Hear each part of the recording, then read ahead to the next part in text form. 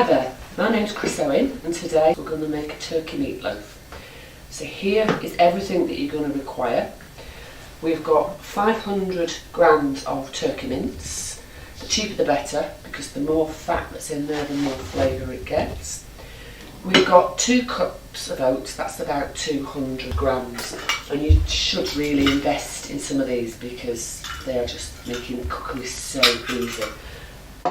In here I've got half a cup of Parmesan cheese, that's about 40 grams, but you don't need to worry about getting everything exactly right. And in here I've got 2 large eggs. You're going to need a good sized mixing bowl and you're going to need a loaf tin. Now this one's a silicone one, absolutely fantastic. You don't need to grease them, line them, and when the meatloaf's cold you can just turn it out.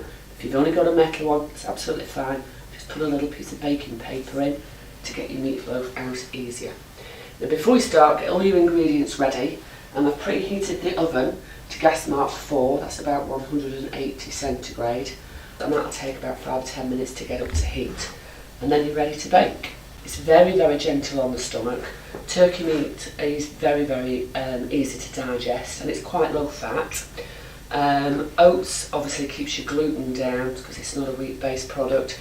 The Parmesan, if you're worried about the Parmesan, don't need to put it in, but to tempt a fussy feeder, it's really, really good.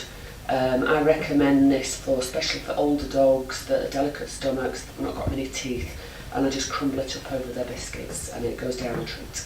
This recipe also freezes really well, so if you've got more than one tin, make more than one recipe, slice them up and freeze them and just get it out when you're ready to use it.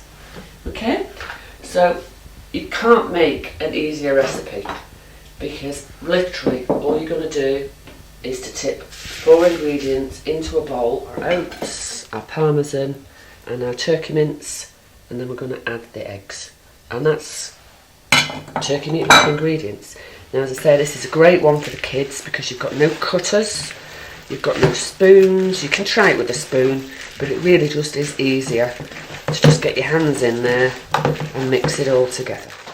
So literally it just takes a couple of seconds to knead it all, and it's just really a mixture of making sure it's all well blended and it's ready to go in your tin. Now if you want to make it posh and you're doing it for a little birthday cake, you can, if you want to, put a couple of slices of granary bread in the bottom of your tin, so when it turns out it's got a nice crusty top. But be aware that that will have gluten in it, so if you're making it for a dog that's got a bit of a sensitive tummy, or you're just looking to keep your wheat content down, they're fine, just fine as they are. So just pop it in your tin and just firm it gently with your fingers to make sure there's no air pockets in. Not too hard or it'll come out like a brick, and it's ready for the oven. It's as simple as that. So again, the gas mark 4, 180 degrees for an electric oven. This will probably take about 50 minutes to an hour, and you're just going to have to give it a little press to make sure it's done, because a good sharp fan oven will probably take 10 minutes on. So we're just going to pop this in the oven, and in here is one that's cooked already, so that we can show you what this looks like. Just turn it out onto here for you.